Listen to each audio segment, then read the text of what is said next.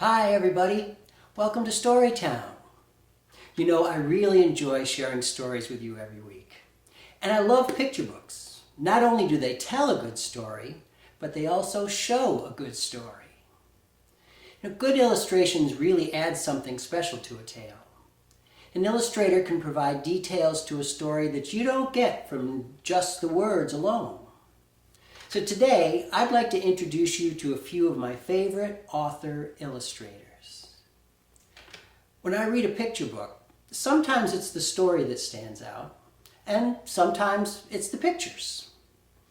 In our first story, If I Built a Car by Chris Van Dusen, pay attention to all the things that are in the pictures that maybe he doesn't describe in the text. Especially watch the expressions on the dad's face. They tell a story all by themselves. Okay, let's read If I Built a Car.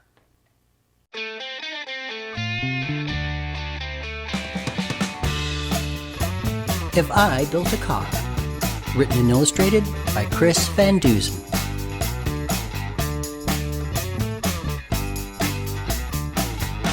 Jack, from the back seat, said to his dad, "This car is okay.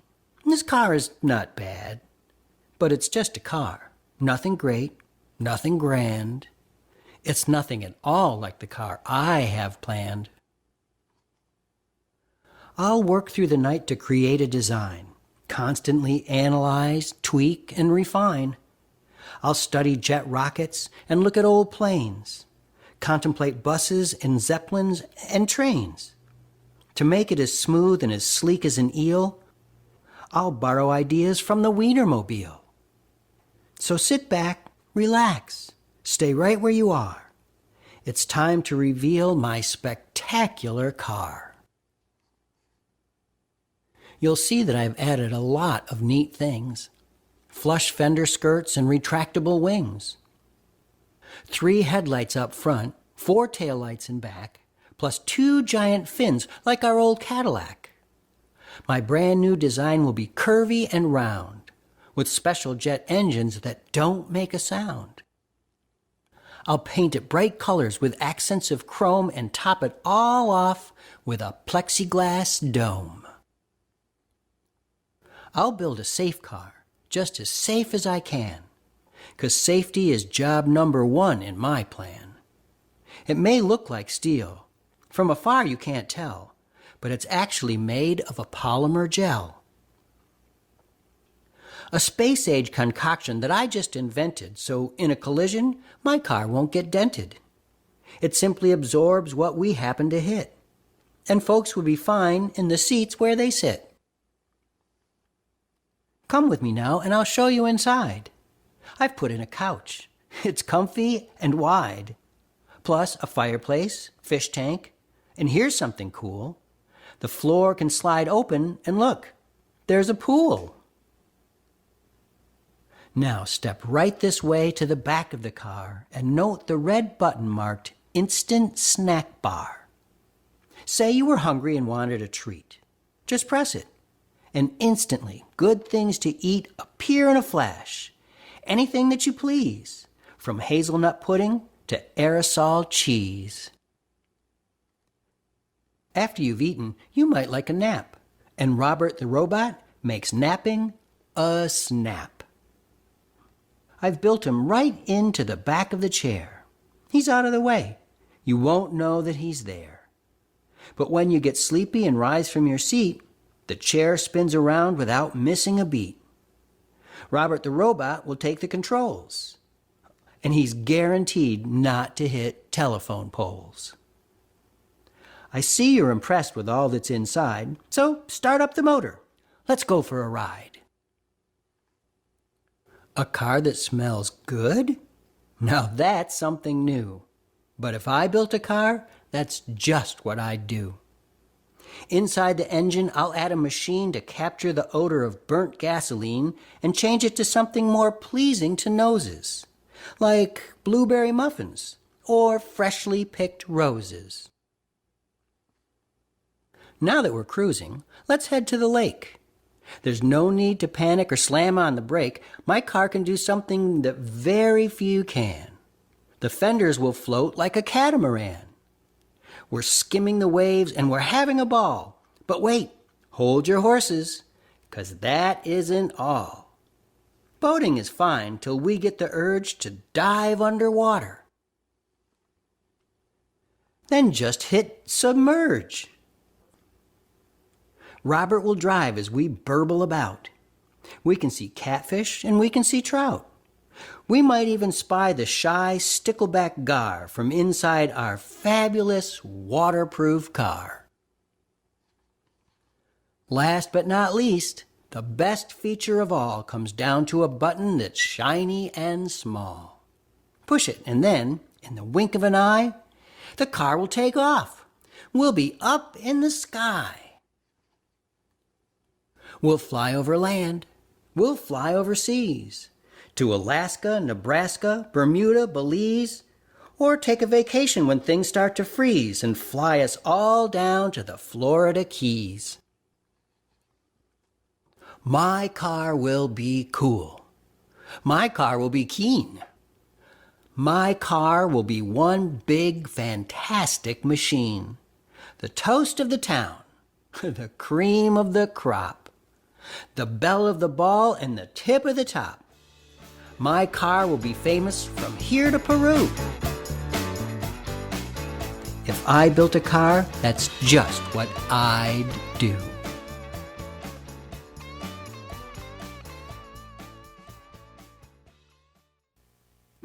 Wow. You have to wonder, why hasn't someone already built that car? I mean, if we can send a man to the moon, surely we can build a car with a swimming pool and a snack bar. Well, if you enjoyed Chris Van Dusen's artwork, he also did the illustrations for Kate DiCamillo's Mercy Watson books, so be sure to check those out too. You're going to like those. Well, our next book tells two stories. The one that's easy to spot is about a little girl who doesn't follow her mama's directions. But the underneath story is told in the illustrations. So let's see if you can spot it. Here's A Big Mooncake for a Little Star by Grace Lynn.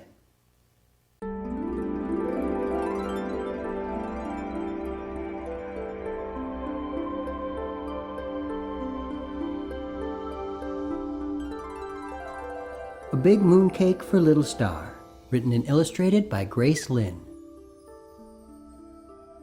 Little Star's mama laid the big mooncake onto the night sky to cool. Now, Little Star, Mama said, your mooncake took us a long time to bake, so let's see if you can make it last a while. Can you remember not to touch this big mooncake until I tell you to? Yes, Mama, Little Star said, nodding. And Little Star remembered as she brushed her teeth, washed her face, snuggled into bed, and fell asleep. But in the middle of the night, Little Star woke up. She forgot everything her mama had said and only remembered the big mooncake. Pat, pat, pat. Little Star's soft feet tiptoed to the big mooncake. Would her mama notice if she took a tiny nibble? Little Star didn't think so. Yum. But was someone coming? Little Star flew back to bed. The next night, Little Star remembered the big mooncake again. That one bite had been so sweet and tasty. Was the cake still there? Yes, it was. There was that big mooncake, an almost perfect circle, all alone and delicious in the sky. Would her mama notice if she took another tiny nibble? Little Star didn't think so. Yum! Little Star flew back to bed. And the next night, what do you think Little Star remembered? The big mooncake, of course. Would Mama notice if she took another tiny nibble? Little Star didn't think so. Yum! And the night after that, what did Little Star do? Nibble, nibble. Yum! Night after night, Little Star took tiny nibble after tiny nibble of the big mooncake. Until one night, Little Star's mama went to look for the big mooncake. Where was it? It was gone. Instead of a glowing round cake, there was just a trail of twinkling crumbs. Little Star, her mama said, shaking her head even though her mouth was curving. You ate the big mooncake again, didn't you? Little Star looked up, her grin reflecting her mama's smile. Yes, Mama, Little Star said, nodding. Now, let's go make another one.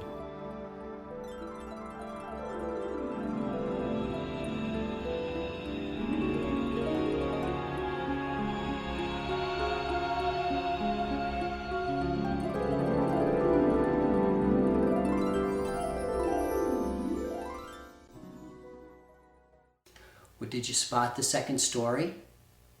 If you notice that Little Star was eating the big mooncake and causing the different phases of the moon, that's some excellent noticing. If you liked a big mooncake for Little Star, check out some of Grace Lynn's other books. She's got a ton of really good ones. Our final story is by one of my absolute favorite author-illustrators, David Weisner. His stories are all about the what if. And the answer to that question always takes you someplace you were not expecting to go. Let's look at Tuesday by David Weisner. Tuesday, written and illustrated by David Weisner.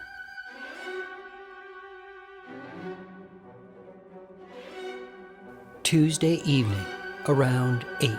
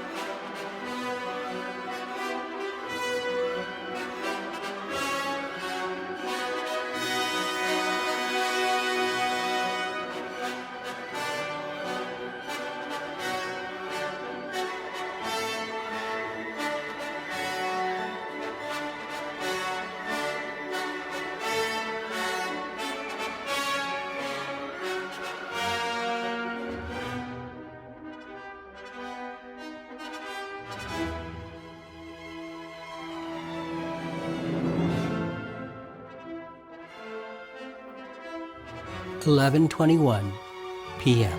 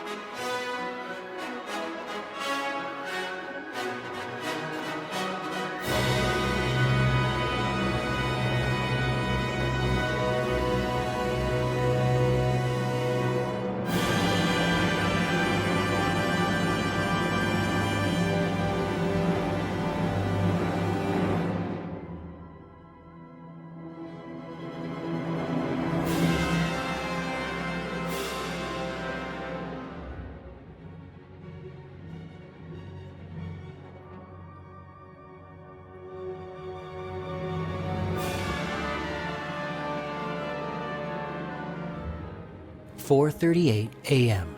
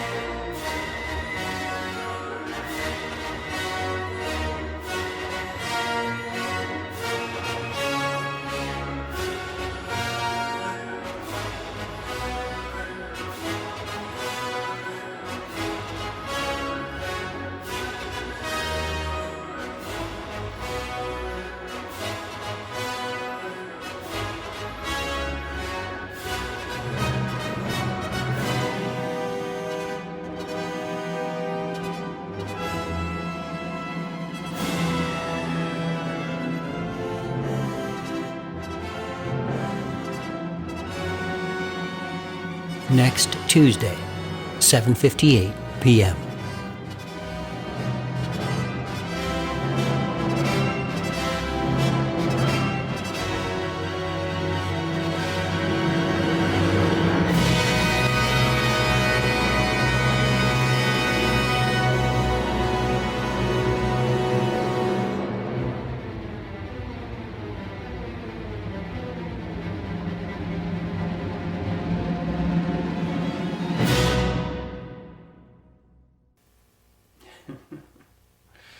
Well, I hope you enjoyed Tuesday by David Weisner. And the next time you're out for a walk on a Tuesday evening around, say, 8 o'clock, don't forget to look up. And be sure to look for more of David Weisner's books the next time you're in the library. They're all great. Well, that's it from StoryTown for today. But I'll be back again next week with more stories and some new things to think about.